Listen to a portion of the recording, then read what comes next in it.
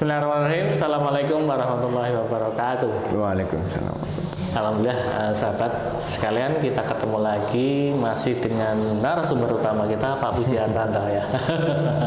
Ya, insya Allah seperti sebelumnya, episode sebelumnya, kita akan coba membahas terkait dengan informasi-informasi kesehatan yang akan dibahas secara holistik, secara ya ringan ya Pak Puji, ya nggak terlalu berat, jadi insya Allah lebih mudah dicerna.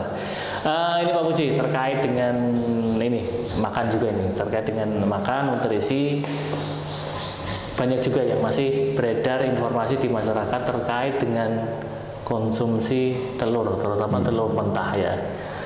Kan ada juga yang jangan, nggak boleh karena banyak bakteri, nanti takutnya nanti ada penyakit tambahan atau yang lainnya. Atau sebenarnya ini kalau terkait dengan ini Pak, telur khususnya telur mentah ya dikonsumsi sebenarnya seperti apa sih, bagus apa enggak, nanti efek di tubuh seperti apa. Ada juga yang mengatakan juga karena mungkin masih mentah, bakterinya masih full, masih banyak karena belum ada pengolahan di situ ya, belum ada modifikasi. Nah, nanti takutnya nanti di tubuh efeknya nggak bagus, apa mungkin jadi sakit atau jadi penyakit-penyakit.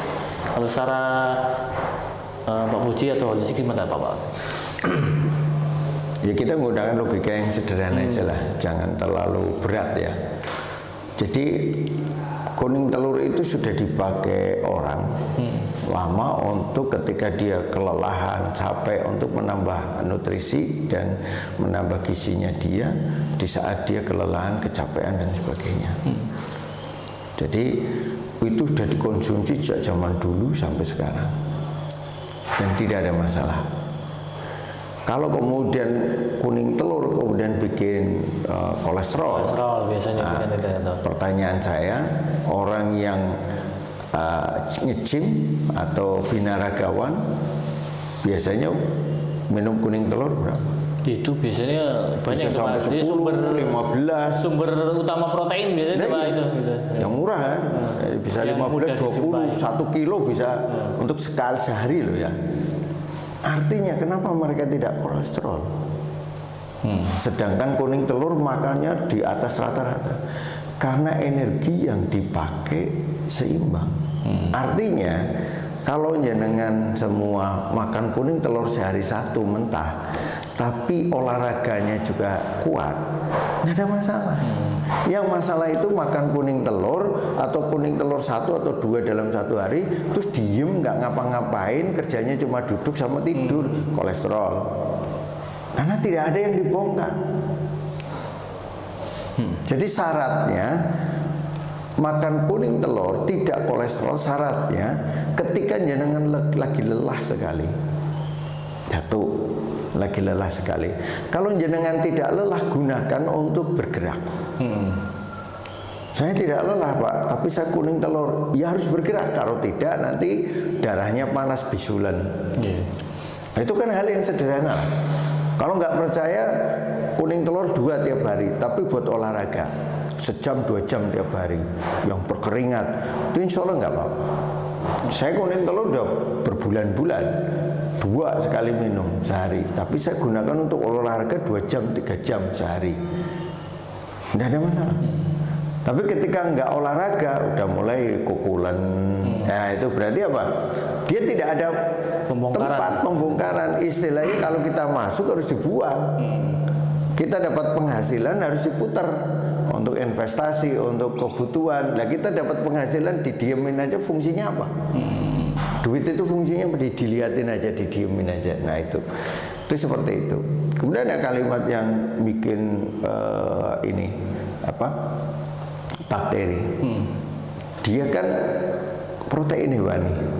Mencernanya di mana? Lambung. Gitu. Pakai asam lambung. Nah, asam lambung ada nggak untuk menetralisir itu? Bakteri dan sebagainya. Ada kan? Ada ya, ada fungsi itu. Nah, kenapa takut? Nah, bisa jadi Bakteri itu ke bawah ketika dia makan apa yang tidak dicerna. Yang tidak dicerna di lambung, misalnya dia makan nasi, ngunyahnya nggak lembut. Makan makanan karbohidrat yang ngunyahnya tidak lembut. Kemudian di situ ada bakteri. Pas kebetulan nguntal telur ayam. Terus yang disalahkan? Telurnya itu. Telurnya. Padahal yang dimakan di piring juga kadang ada Nasinya. bakterinya. Ketika kita ngambil, tangan kita kotor dan sebagainya. Dari mana dia yakin bahwa bakteri yang bikin masalah itu dari kuning telurnya?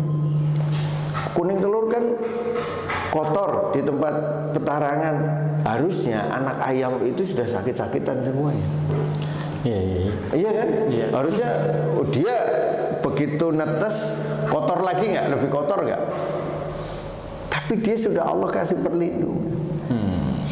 Artinya kalau kita makan kuning telur itu sudah ada perlindungan di luarnya. Kalau toh ada, nanti di lambung kita sudah ada asam lambung itu yang untuk netralisir itu semua. Nah kemudian ketika dia kemudian ada bakterinya, salahkan itu, bisa jadi bakteri itu masuk dari tempat lain, dari makanan yang lain. Buktinya apa kalau dari kuning telurnya? Harus jelas. Saya habis makan kuning telur, misalnya kuning telur sudah basi, nah itu sangat mungkin bikin masalah. Tapi kalau dia masih fresh baru, insya Allah nggak apa-apa. Jangan takutlah makan kuning telur.